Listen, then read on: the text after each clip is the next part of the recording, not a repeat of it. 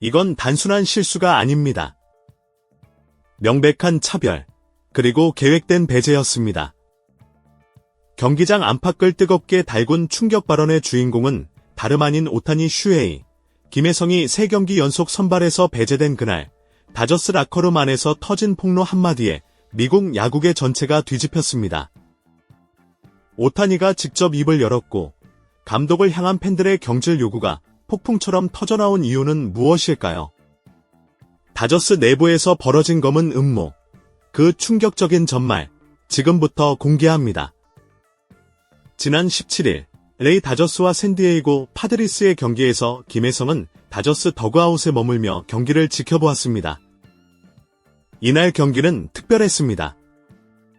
샌디에이고가 우한 투수를 선발로 내세웠음에도 불구하고 김혜성은 선발 라인업에 이름을 올리지 못했습니다. 다저스의 선발 라인업은 화려했습니다. 투수 오타니 슈에이를 비롯해 유격수 무키 베츠, 일루수 프레디 프리먼, 우익수 키케 에르난데스, 포수 윌 스미스, 3루수 맥스 먼시, 중견수 앤디 페이지, 좌익수 마이클 콤포토, 그리고 2루수 토미 에드먼까지. 반면 김혜성의 이름은 그 명단 어디에도 없었습니다. 샌디에이고의 선발진도 만만치 않았습니다. 우익수 페르난도 타티스 주니어, 1루수 루이스 아라에즈, 3루수 매니 마차도, 좌익수 케빈 시트, 유격수 젠더 보가츠, 2루수 제이크 크로네너스, 지명타자 트렌턴 브룩스, 중견수 타일러 웨이드, 포수 마틴 말도나도 등 쟁쟁한 라인업이었습니다. 흥미로운 점은 이날 경기뿐만 아니라 샌프란시스코 자이언츠와의 경기에서도 김혜성이 우한 투수가 선발인 상황에서 선발 명단에서 제외되었다는 사실입니다. 당시에도 토미 에드먼이 2루수로 앤디 페이지가 중견수로 출장했습니다. 김혜성은 올 시즌 30경기에서 타율 0.382, 3홈런, 11타점, 6도루를 기록하며 인상적인 활약을 펼치고 있지만 데이브 로버츠 감독은 2경기 연속으로 그를 선발에서 제외했습니다. 이날 다저스의 가장 큰 뉴스는 단연 슈에이 오타니의 투수 복귀였습니다. 샌프란시스코 자이언츠와의 경기를 마친 뒤 감독 데이브 로버츠는 오타니가 샌디에이고 파드리스와의 경기에서 선발 투수로 등판할 것이라고 발표했습니다.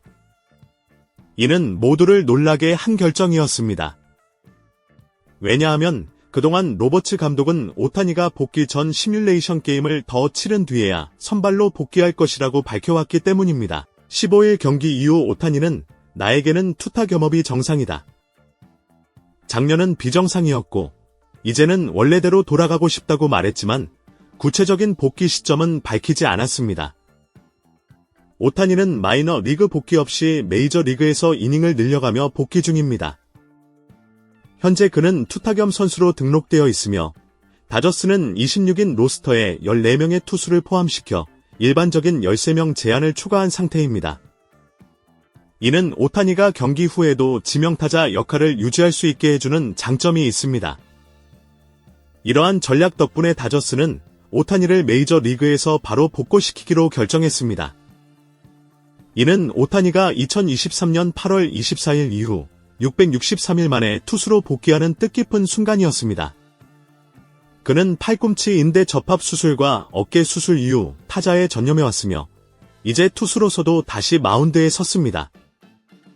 오타니의 메이저 리그 통산 투수 성적은 38승 19패, 평균 자책점 3.01입니다. 특히 2022년에는 28경기에서 15승 9패, 평균 자책점 2.33을 기록했고 2023년에는 23경기에서 10승 5패, 평균 자책점 3.14를 기록하며 타자로도 135경기에서 타율 0.304, 홈런 44개, 95타점, 오패스 1.066이라는 괴물 같은 성적을 남겼습니다.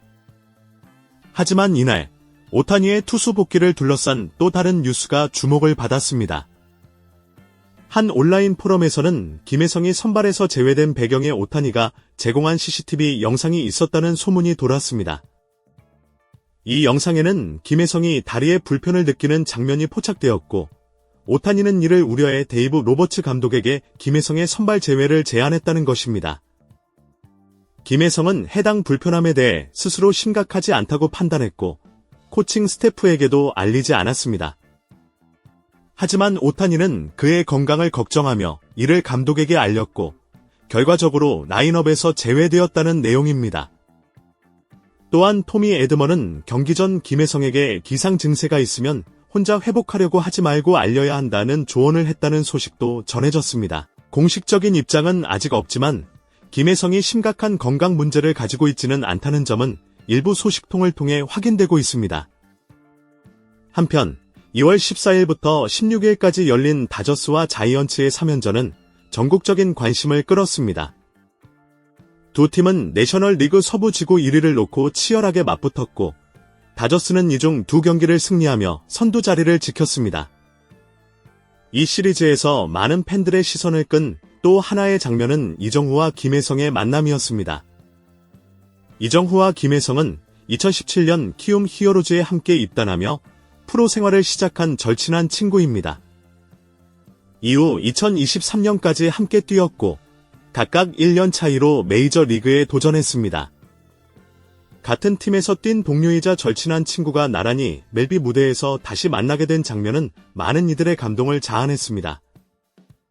미국 방송에서는 이정후와 김혜성이 포옹하며 대화하는 모습이 여러 차례 잡혔고 팬들은 마치 다른 유니폼을 입은 친구들이 세계대회에서 다시 만난 듯한 감정을 느꼈습니다. 이번 만남이 끝났지만 또 다른 코리안 더비가 열릴 가능성도 존재합니다.